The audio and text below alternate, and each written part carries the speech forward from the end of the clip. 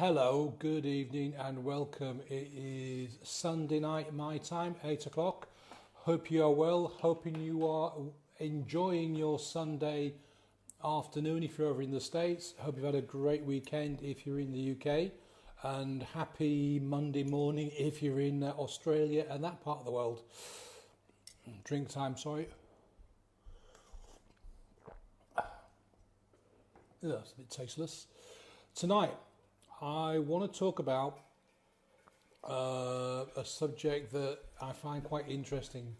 And basically what I've titled this live is called, Do You Have a Drink Problem? Hi Thomas, do you have a drink problem? And now, in my personal view, if you have to ask that question, then the answer is self-evident. Yes, you do. But as ever, I've got a list of questions that I thought I'd go through, and you can sort of check in your own leisure time, in your own privacy. If you get a pen and a pad, you'll be able to find out if you do potentially have a problem, and if you do need to go and talk to your doctor about it, your medical practitioner, or someone who could give you some advice. If you don't know who I am and you're joining me for the first time, my name is Paul Wilson, and I help people who've got a drink problem, want to get sober. I help them get sober, stay sober, and take back control of their lives. That's me, and that's what I do.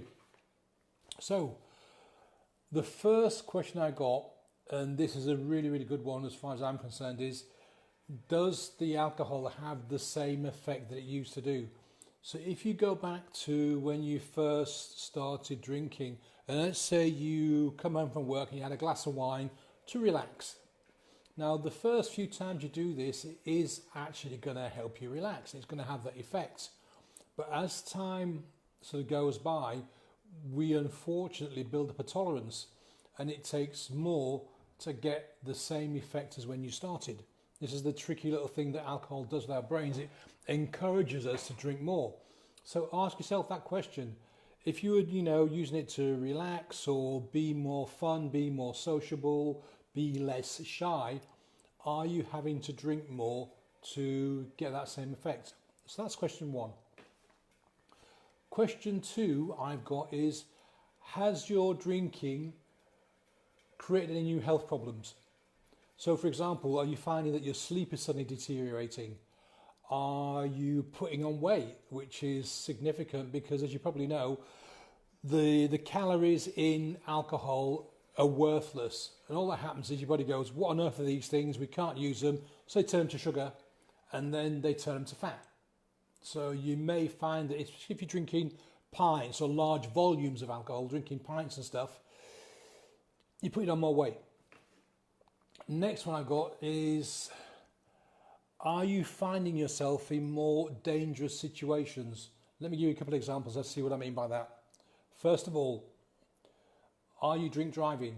Or are you taking the risk of drink driving? Even though you think you're fine, you only had 1 pint or 2 pints or 3 pints, you still think you're fine. Are you associating with people that you wouldn't necessarily associate with? Maybe some really heavy drinkers, maybe they're like into gambling as well, and they're leading you down that road to spending lots and lots of money that you didn't really set out to do. Are you going to places that you wouldn't normally go to when you were back, drinking responsibly, shall we say? Another one linked to this, and it's quite a reverse kind of situation, is, are you doing more drinking alone at home? And in my view, this is one of the most dangerous situations for lots of different reasons. Next one I've got is, have you stopped doing activities, hobbies, interests recently? Have you actually stopped seeing friends who were maybe already sober, who were and still are responsible drinkers, and maybe they've been put off by your behaviour, or you've got a bit bored with them because they're not following you along? That's something else that might tip the wing that you do have a drink problem. Excuse me, I got dry throat again. Next one for you. Is your drinking causing family problems? Are you having more arguments with your spouse? Are your parents not talking to you or telling you off all the time? Is there friction? Basically, is there friction in your life? And one thing you might not consider, and I think this is one of the most dangerous scenarios of all, is are your kids avoiding you? You know, when you wake up in the morning, yeah, and you've got a sore head and you're grumpy as hell, especially at weekends, and the kids go, Dad, Mum, can you take us here? Can you live there? Have they stopped doing that now? Because they know that you get angry or you're really grumpy, you just tell them to go away and leave you alone because your head is hurting so much. That also might be another indicator. Work. Yeah, we all love work. We all love the 9 to 5 and all that kind of thing. But are you taking more sick days? Are you finding that you're having to leave early because you've really got to get to the pub? Are you finding that your work colleagues are starting to maybe avoid interacting with you socially because you're going a little bit too far? Another indicator, another possible problem. Cravings. Are you finding that you're suddenly starting to crave a drink more often than you used to? I mean, most people, when they're drinking responsibly, they finish their work and they say, "Hey, Paul, let's go for a drink after work."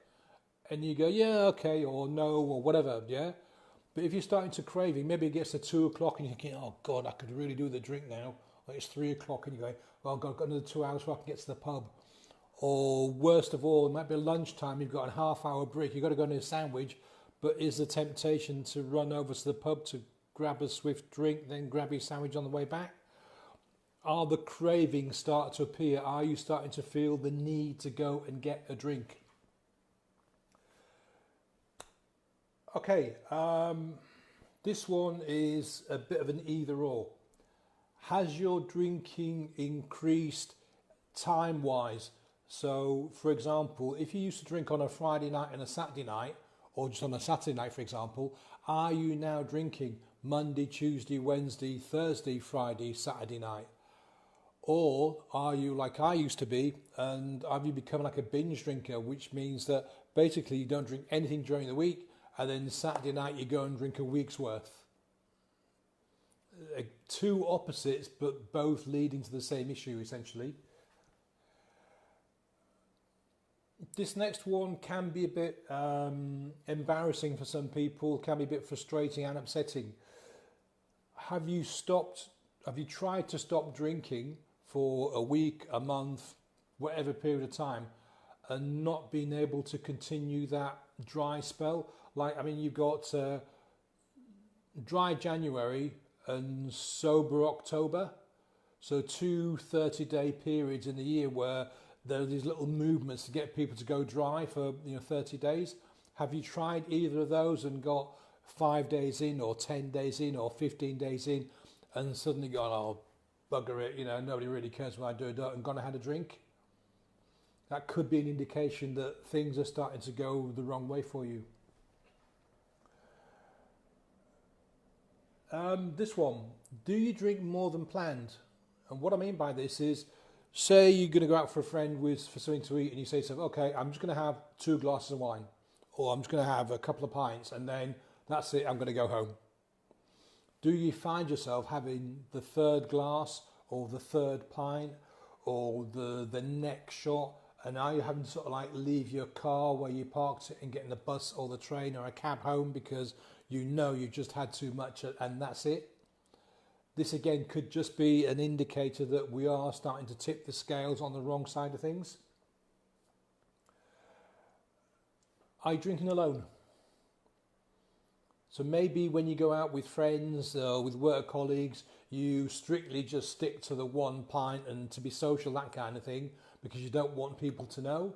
But when you get home, you crack open a bottle and then maybe it becomes 2 bottles, or maybe you started off with a glass and that glass becomes 2 glasses, 3 glasses, a bottle, and so on, yeah? If you're drinking alone and it's becoming more regular and more pronounced, maybe it's time to think, well, yeah, I've got a problem, need to get it sorted out. Dry throat, sorry. Next one. Are you using alcohol to cope with something that you should be really dealing with. Like, for example, you got stress at work. Are you having a sort of depressive period, or do you suffer from depression? Have you got some kind of chronic pain that you really need to get sorted? So are you using alcohol as a coping device, or more, I guess, more like an avoidance? Yeah. Are you avoiding something and trying to bury yourself in the booze so that you don't have to deal with it? Nice idea, but it doesn't work, because once you've stopped drinking and you sober up and it's the next day, whatever it was you were avoiding is still there. So that again could be a really big indicator that we are starting to have too much to drink. Now, if you've gone through those questions and you've got, you've ticked 2 or 3 or more of them, then I would suggest that, maybe we are starting to have a problem, yeah? But it's not the end of the world. The first step is always to acknowledge that you've got a problem. The next step, and which is what a lot of people don't do, is start to take action to deal with the problem. I help people. Yeah, I use hypnotism to help people stop drinking once and for all. Gone. There are other kinds of therapies. There's your doctors. If you've gone really, really far down the road, there's rehab. But there's lots of different ways. There's lots of different methods. Lots of different people you can talk to. If you've got a really, really close friend and you think you've got a problem, go and talk to them. Say, look, Paul, can we meet for a coffee? Yeah, Saturday afternoon. Or can I give you a call after work tonight? I want to have a chat with you tonight. And just say, look, we've been out a few times in the past couple of months, haven't we? Yeah. Have you, I'd like to say this, but have you noticed if I've been drinking too much? And if they're a really good friend, they're going to say, well, actually, now you come to mention it, Paul, you have been having a bit more than 1 or 2 on a couple of occasions. It's, talk to them, ask them the question. Conversely, if you're a good friend to someone and you see that they are going a little bit OTT with their drinking, maybe take them to one side. I mean, you don't do it in the middle of a pub, or you don't do it at work, but say, look, Paul, are you around on Saturday afternoon? Can we meet up for coffee? Yeah, fine, sure, no worries, why not? I'm free. And then just bring it up in conversation. I hope you don't mind me saying, Paul, but we were out last Friday. Yeah, good night, wasn't it? Yeah, it was a good night, but don't you think you had 1 or 2 too many? You were getting a bit leery. No, I don't think I was. I was all right. Yeah, Paul, but you were a little bit. And then you explain to them what happened and why you think they're a little bit leery. And again, because you're good friends, you can do this and you can talk to them reasonably without getting aerated, without getting angry, without causing a scene. And they'll go, shit, yeah, I think you're right. So if you've got a problem or your friend's got a problem, get it sorted. There's